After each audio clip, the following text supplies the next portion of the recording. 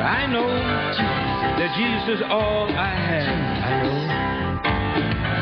the world may seem like a playground to us, but Jesus is all I have. I know money may be lost or stolen, and cars may stop running, houses may creak and be full of cracks. Even our food may get low. But I know Jesus is all I have. I know friends might forsake you, and family may neglect you, and your children say they don't understand you. Your wife or husband may leave you. But I know that Jesus is all I have. I know. Do we really know that Jesus is all we have? We know. New York's right. We do stand in the stream of history of a parade of tears that runs from the past to the future. And our next speaker represents that passing of that legacy. Reverend Joel King is the first cousin of Dr. Martin Luther King. And he is the vice chair of the Dr. Martin Luther King Commission. He's also pastor of Westgate Community Church and chaplain of the Buchanan Police Department. And he speaks to us with that mantle, that legacy of Dr. Martin Luther King. Thank you, Tommy, and Brother Will. We're all together on a historical site today to parade tears. Today we come to join you and to stand with you. As I look around this audience, I'm reminded of the early days of the Civil Rights Movement when Dr. King needed help in the South to march. He turned to the student population. So the tears parade of tears came to Columbus. It came to Ohio State campus. But the modern day students of this time can make a change right here in Ohio, even here in the capital city. Thomas Huxley had this to say about slavery. No slavery can be abolished without double emancipation, and the master will benefit by freedom more than the freed man himself. Milton Messer had this to say: slavery as an institution that degrades into a thing that has never died out. Some periods of history, it has flourished. Many civilizations have climbed to power and glory on the backs of slaves. In other times, slaves have dwindled in number and economic importance, but never has slavery disappeared. We may not have to change on our feet and on our hands today, but some of us are mentally slaves. Slavery is more sinful by any Christian code in human history. That is sinful to wear a whole coat while another is in tatters, to eat a better meal than a neighbor, otherwise to enjoy ease and plenty, while our fellow creatures are suffering in want.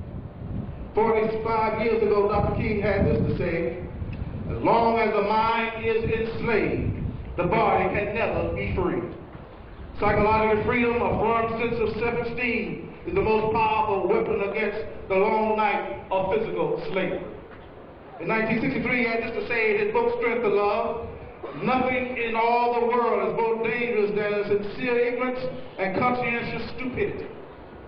47 years ago, in April, from the Birmingham jail, he said, we will have to repent in this generation, not merely for the hateful words and action of the bad people, but for the appalling silence of all the good people in our land.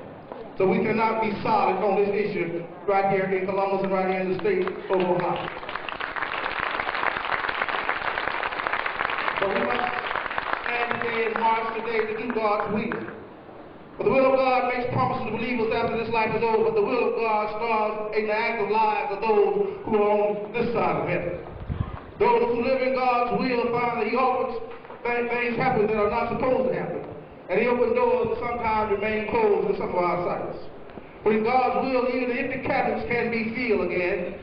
That's what the widow woman learned when she was down to her last cup of meal at the coastal oil. She found out that when the will of God was in the barrel was full again. When God wills, that which is lost can be found.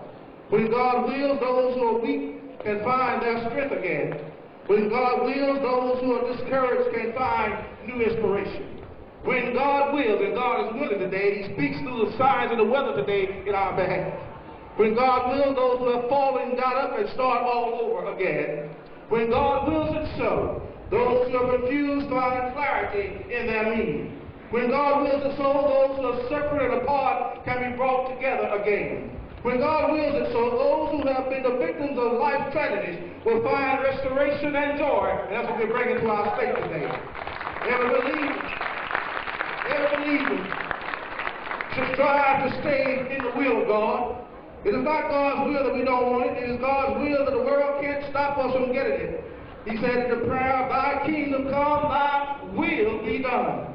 Not only that, we watched him in the Garden of Gethsemane and heard him tell us, "God, not my will, but thy will be done." So we're saying to America, we're saying to Central Ohio, not thy will, but God's will be done today. It's God's will that we can carry over across the wheel. It's God's will that he will be buried in a barn too, but it's God's will that he got up on the third day morning and declared all power in his hands. We got the power in our hands today to let God's will be done in the state of Ohio. Thank you, God.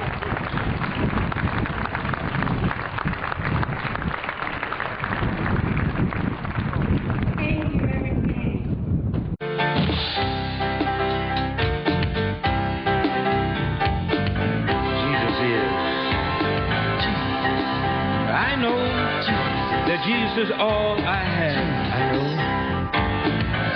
The world may seem like a playground to us, but Jesus is all I have, I know. Money may be lost or stolen, and cars may stop running, houses may creak and be full of cracks. Even our food may get low. But I know Jesus is all I have, I know. Friends might forsake you, and family may neglect you, and your children say they don't understand you. Your wife or husband may leave you. But I know that Jesus is all I have, I know. Do we really know that Jesus is all